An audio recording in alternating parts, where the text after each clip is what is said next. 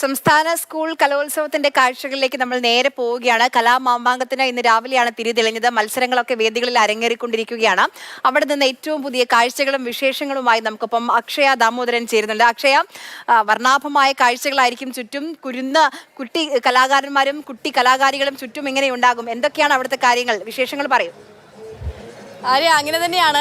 വർണ്ണാഭമായിട്ടുള്ള കാഴ്ചകളാണ്. വർണ്ണത്തിന് പകിട്ടേറുകയും ചെയ്യുന്നു ഈ കലോത്സവം ഉണ്ടാകുന്ന സമയത്ത് എന്നുള്ളതാണ്. നമ്മുടെ കൗമാര കലോത്സവമാണല്ലോ. എനിക്കപ്പോൾ ഹരിയുമുണ്ട്. നമ്മുടെ റിപ്പോർട്ടർമാരൊക്കെ ഓരോ ഇടങ്ങളിലായിട്ട് ഇങ്ങനെ റിപ്പോർട്ട് ചെയ്തുകൊണ്ടിരിക്കുകയാണ്. ഹരി, അക്ഷയ കുറെ നേരമായി തുടങ്ങിയിട്ട് ഇനി ഹരി പറഞ്ഞോ. ഞാൻ കുറച്ച് കാര്യങ്ങൾ ഇപ്പൊ ഇന്നത്തെ ആദ്യത്തെ ദിവസം അവസാനിക്കാൻ അങ്ങോട്ട് പോവാണ്.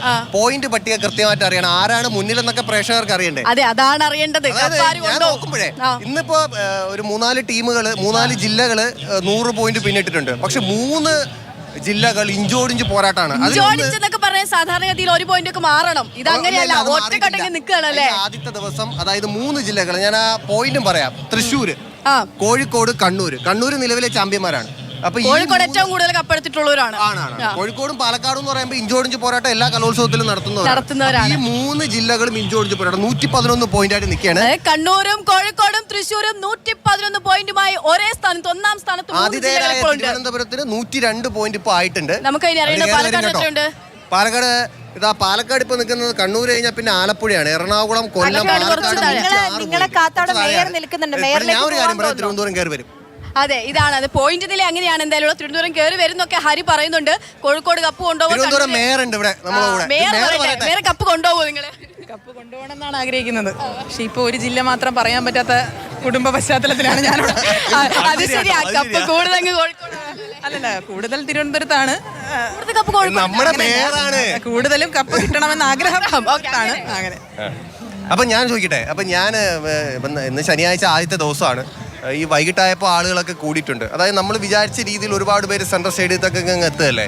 തീർച്ചയായിട്ടും ഒരുപാട് പേര് വന്നുകൊണ്ടിരിക്കുകയാണ്. നമുക്കറിയാം, ഇപ്പോൾ സമീപ ദിവസങ്ങളിലൊക്കെ പരിശോധിച്ച് കഴിഞ്ഞാൽ നമ്മുടെ നഗരം ഒരു ഫെസ്റ്റിവൽ നഗരമായി മാറിക്കഴിഞ്ഞു. അപ്പോൾ ആദ്യം നമ്മൾ ഈ ശനിയാഴ്ചയൊക്കെ ആയിട്ടും ആൾ വരുമെന്നൊക്കെ ഒരു ടെൻഷൻ നമ്മുടെയൊക്കെ മനസ്സിലുണ്ടായിരുന്നു. പക്ഷേ കലോത്സവത്തെ എല്ലാവരും വളരെ വൈബോട് കൂടി കാണുകയാണ്. ഞാനിവിടെ ഒരു 86 വയസ്സായ ഒരു മുതിർന്ന നമ്മുടെ ഒരു സാറിനെ കണ്ടു. അദ്ദേഹം വളരെ പണ്ട് കലോത്സവത്തിൽ മൃദംഗത്തിന് പാർട്ടിസിപ്പേറ്റ് ചെയ്തൊരു വ്യക്തിയാണ്. അദ്ദേഹം വളരെ പ്രായമായിട്ടും ഈ കലോത്സവം കാണാൻ വേണ്ടി വരികയും എന്നെ ഇങ്ങോട്ട് വന്ന് പരിചയപ്പെടുകയൊക്കെ ചെയ്തു. മറ്റൊരു ജില്ലയിൽ നിന്നാണ് വന്നത്. അപ്പോൾ എല്ലാവരും ആവേശത്തിലാണ് കലോത്സവത്തെ കാണുന്നത് എന്നുള്ളത് ഏറ്റവും പ്രധാനപ്പെട്ട. വേറെ വാക്കുകൾ നിറഞ്ഞു നിൽക്കുക. അതായത് സാധാരണഗതിയിൽ നമ്മൾ ജനപ്രതിനിധികളോടൊക്കെ ചോദിക്കുമ്പോൾ നമ്മളെക്കാളും കുറച്ചധികം പ്രായമുള്ളവരായിരിക്കും നമ്മൾ അങ്ങനത്തെ ചോദ്യം ചോദിക്കണം. ആർക്കിത് ഇറങ്ങിയിട്ട് അല്ലേ, പഠിച്ചിറങ്ങി തിരിച്ച് കുറച്ച് വർഷങ്ങളുടെ വ്യത്യാസമുള്ളൂ അല്ലേ തിരികെ. അങ്ങനെയുണ്ട് ഈ കലോത്സവമൊക്കെ കാണുമ്പോൾ. അന്ന് ഏതെങ്കിലും കയറ്റം ഉണ്ടായിരുന്നു? ഞാൻ അവസാനമായി തിരുവനന്തപുരത്ത് കലോത്സവം നടന്നതാണ് എൻ്റെ അവസാനത്തെ കലോത്സവ വർഷം. അതുവരെ കലോത്സവത്തിൽ പങ്കെടുത്ത ആളാണ്. അതായത് 2016. അതെ, കലോത്സവത്തിൽ പങ്കെടുത്ത ആളാണ്. സംസ്ഥാന കലോത്സവത്തിൽ പങ്കെടുത്തിട്ടുണ്ട്. കാർമൽ സ്കൂളിൽ നിന്ന്, ഞാൻ സിംഗിൾ ഐറ്റം അല്ല, ആദ്യമേ പറയാം. കാർമൽ സ്കൂളിൽ നിന്ന് ബാൻഡ് മേളത്തിനും +1 +2 കോട്ടൺ ഹില്ലാണ് പഠിച്ചത്. നാടകത്തിനുമാണ് വന്നിട്ടുള്ളത്. അപ്പോൾ കാർമൽ സ്കൂളിൽ പഠിക്കുന്ന സമയത്ത് തൃശ്ശൂരിൽ ആദ്യത്തെ കലോത്സവം തന്നെ തൃശ്ശൂരിൽ 3-ാം സ്ഥാനം, സംസ്ഥാനത്ത് 3-ാം സ്ഥാനം ബാൻഡിന് കിട്ടിയിട്ടുണ്ട്.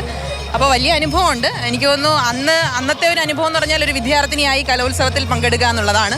ഇന്ന് സംഘാടകരുടെ കൂട്ടത്തിൽ നിൽക്കുക. രണ്ട് എക്സ്ട്രീം എൻഡിലായിരിക്കും. അനുഭവങ്ങൾ പങ്കുവെക്കുകയാണ് തിരുവനന്തപുരത്തെ പ്രിയപ്പെട്ട മേയർ.